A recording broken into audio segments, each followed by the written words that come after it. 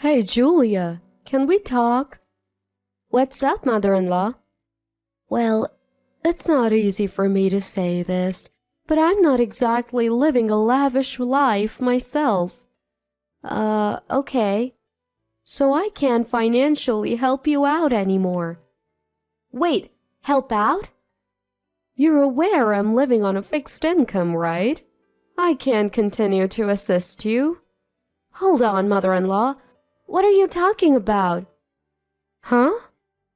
My name is Julia, a 27-year-old working woman. I met my husband Kevin through a mutual friend, and we got married after a year and a half of dating. Kevin can get a bit carried away sometimes, but he's a fun-loving and kind person. The reason I wanted to marry him was that he values family very much. I want to take care of my mom, you know. She's getting on in years and I want to repay her for everything. Before we got married, Kevin often talked like this, making me see him as a wonderful, family-oriented person. When we got engaged, we visited Kevin's family home, and mother-in-law welcomed me warmly. I felt relieved seeing that she was exactly as Kevin had described. I am so thrilled you're becoming Kevin's wife, Julia. He's lucky to have such a wonderful woman. Mother-in-law has always been kind to me, even after we got married. If you're busy with work and can't manage the household, feel free to ask for help. Thank you, mother-in-law. In-laws are a common issue for many, but between us, there's no tension or harassment. In fact, we have a very good relationship, like a real mother and daughter. However, after some time being married, something began to bother me. Not about mother-in-law, but about Kevin. Man, I am beat. Let's go over to Mom's place today and get some dinner, huh? What are you talking about? Today is Kevin's day to cook dinner, right? In our house, both of us working, we take turns cooking dinner. On Kevin's cooking day, this is what he said as soon as he got home. So I said I'm tired from work, right? Let's just eat at my mom's place. Now? Isn't it a bit last minute? Won't it be a hassle? It's fine. Mom would love having us there. It makes things more lively. Kevin's mom, or mother-in-law as we call her, lives alone in a big house since my father-in-law passed away before we got married. Sure, having meals alone in that big house must feel a bit lonely. But isn't it pretty rude to just show up and expect to be fed? While it's one thing for Kevin to drop by whenever he wants, I feel uncomfortable imposing. Besides, even mother-in-law might find it inconvenient if we just show up for dinner. Is Kevin under the impression that meals at home work like a diner? Hey, let's call ahead just to be sure. Why? I don't need to call my own house. Kevin, it may be your home, but I still feel like we should be polite. We're adults after all. Even with family, there's a way to do things.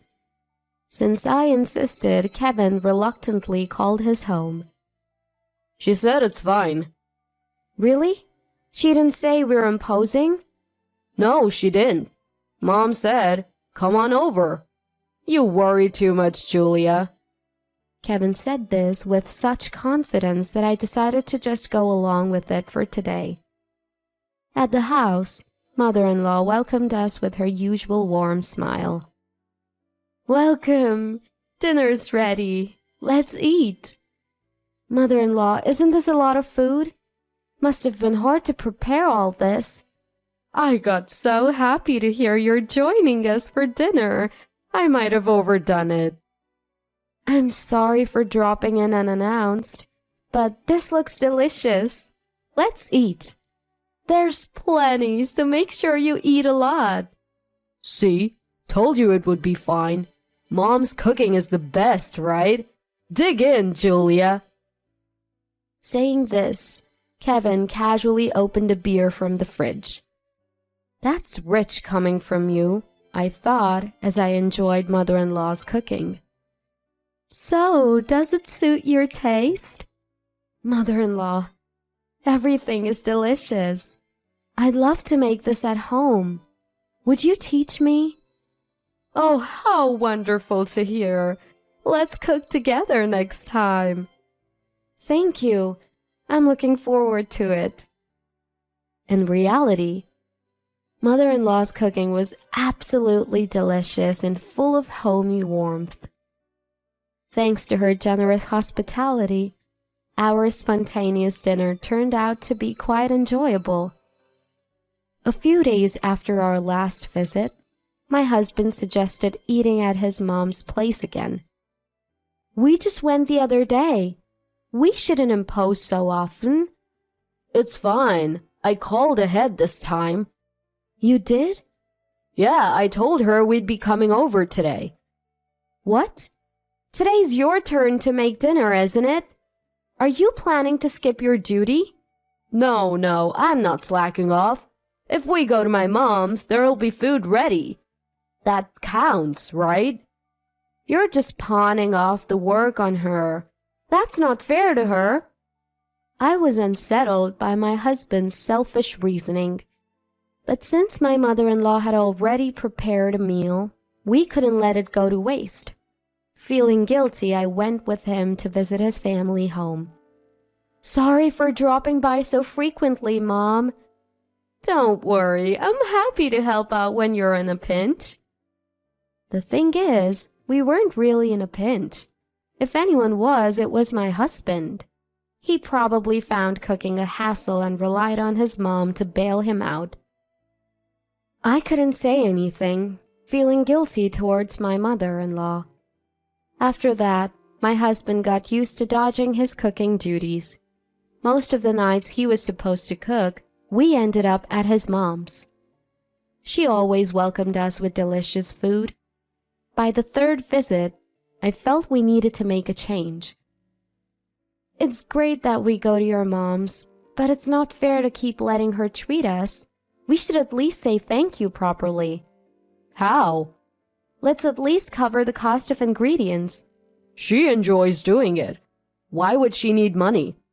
Still, it adds up. It's the least we can do. We're eating less at home, so why not give her something? She might not accept it from me. Could you hand it to her? I thought my mother-in-law might refuse to accept money for groceries from me. However, I believed that she would accept it from her son, so I decided to ask my husband instead. Thanks for considering, Mom. I'll make sure to give it to her. By contributing towards the ingredients, I felt relieved that we were at least easing some of mother-in-law's burden. Continuing from the previous scenario, the husband nonchalantly insisted that they eat meals at his parents' house on his assigned days. For about half a year, we had meals at my husband's family home around 3 times a week. Since we were giving them money, I thought maybe I was taking advantage of my mother-in-law. Then, one day, I was hit with an unexpected truth. Ah, another delicious meal. My husband was lying down and watching TV after having dinner at his parents' house. My mother-in-law and I were cleaning up after the meal. Usually we'd chat cheerfully as we tidied up, but today, mother-in-law looked serious. Wondering what was wrong, she started to talk. Julia, can I talk to you? What is it, mother-in-law? I hate to bring this up, but I'm not living a lavish life either. Okay. So I can't continue to support you guys. Support? What are you talking about? You know, we're living on a pension, right? We can't afford to help you anymore. Wait a minute, mother-in-law. What are you talking about? Huh? You come over for meals and we're giving you money because you said times are tough, right? We don't have much from our pension. It's a struggle." "I didn't know anything about that." "What?" "We've been giving you money too, for the meals. We thought it would at least cover the groceries, and we gave the money to Kevin." "Groceries? I never received anything from Kevin." "What?" As we continued to talk, it became clear that there was a major misunderstanding. I realized it must be the doing of one person. Angrily, I confronted my husband, who was carelessly lounging in the living room. "Kevin, what's the meaning of this?" "Huh? What's up?" I grabbed the collar of my slightly intoxicated, grinning husband. "What's going on? Answer me!" "What? Why are you yelling? What's the problem?" "That's what I'm asking you.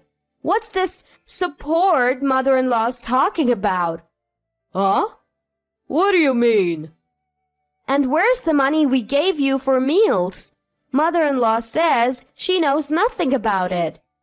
Well, you see..." Suspicious. Very suspicious.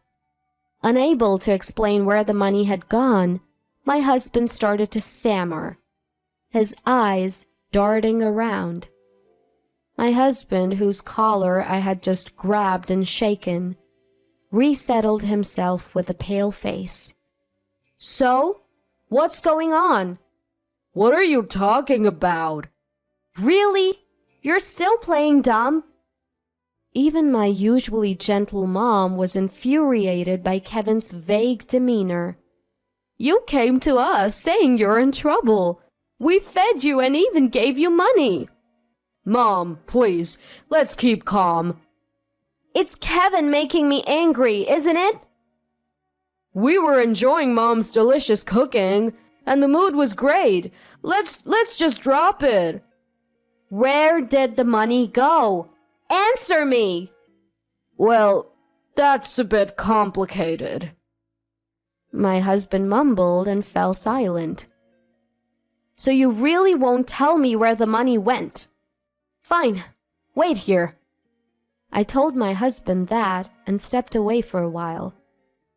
Then I called brother-in-law and told him the situation. Brother-in-law, 7 years my senior, had been supporting my husband's family financially for a long time, filling in for our frequently hospitalized father-in-law. Kevin had even had some of his college tuition covered by brother-in-law's earnings, so he couldn't talk back to him. Brother-in-law cared deeply for his much younger brother Kevin, and me as family. "I've called brother-in-law. He's on his way." "What? Why did you call him?" "Why? Because you won't give me a straight answer, Kevin. What's so bad about him coming?" No, well, Knowing I had called brother-in-law, my husband seemed quite unsettled. Soon after brother-in-law, who lives nearby, arrived. "Kevin, what did you do with the money from Julia and Mom? Speak up!" "Oh, well, I didn't use it for anything major. What was it again?" I see." Brother-in-law, sensing that getting a straight answer from Kevin was going nowhere, said, "Julia, this might take a while. I'll get to the bottom of this. You should head home for now."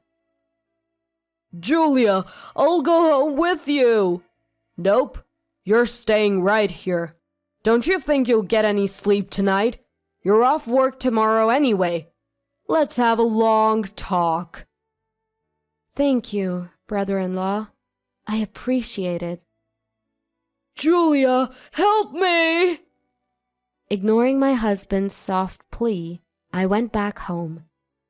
Though I returned to my own house, I was so worried that I could hardly sleep that night. So, the family was summoned again to my husband's parents' home the next afternoon. "Hello. I apologize for the inconvenience last night." "No worries. Sorry for calling you back here again. As my heart pounded, I entered the room to find that even my brother-in-law's wife was present. Why would the whole family gather like this? What on earth did Kevin do? As soon as I took my seat, my mother-in-law and brother-in-law began to apologize profusely. Julia, I am so sorry. My brother did something terrible. What's going on? Even you, mother-in-law? Kevin, what happened? Kevin, tell Julia the truth right now. My husband was sitting formally, looking even paler than yesterday. Head bowed, he began to speak in an almost inaudible voice. Well, I messed up. What did you do? I've been unfaithful. What? Cheating? You mean like having an affair? Yes. Since when? About 6 months ago. And what did you do with our money? Don't stay silent. Where did the money go? I used it for dates with other women. Hold on. That's a lot of money. How many fancy restaurants did you guys go to? I also bought her designer bags. What? You always dismissed my desires for one as trivial, and you bought her a bag? Turns out, my husband had been having an affair for the past 6 months and had used up the money given to him by both mother-in-law and me. I'm really sorry. I'll break it off and never cheat again.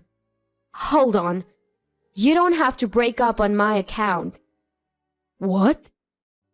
I am divorcing Kevin.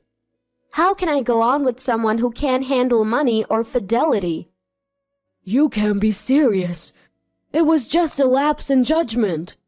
Sorry, but that excuse doesn't fly. Before I could say another word, mother-in-law and brother-in-law laid into him.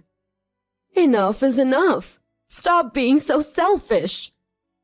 Do you realize you were cheating using money that your mother and Julia scrimped and saved? What do you mean, a lapse? Giving designer bags to your affair partner? You should have been doing that for Julia, who's always working hard. You're the worst. If Julia wants to break up, you don't really have the right to refuse, do you? That's right.